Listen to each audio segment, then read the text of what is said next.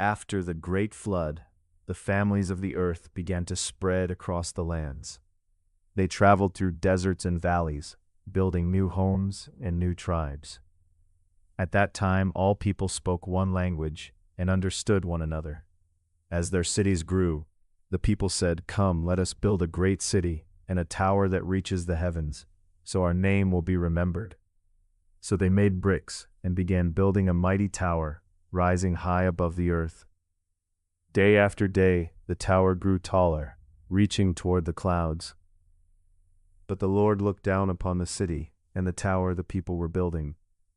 And the Lord said, "If they remain one people with one language, nothing they plan will be impossible for them." So the Lord confused their language, and the people could no longer understand one another. The construction stopped, and the people scattered across the earth. The place was called the Tower of Babel.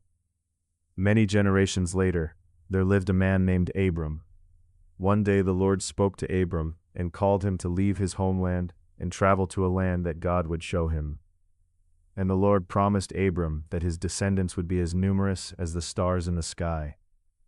Trusting God, Abram gathered his family and began the long journey. He traveled across deserts and valleys until he arrived in the land of Canaan. There Abram built an altar and gave thanks to the Lord. But Abram's flocks grew so large that he and his nephew Lot could not live together in the same land. So Lot chose the fertile valley near the Jordan River, while Abram remained in the hills of Canaan. Then the Lord spoke again to Abram, promising that all the land he could see would one day belong to his descendants.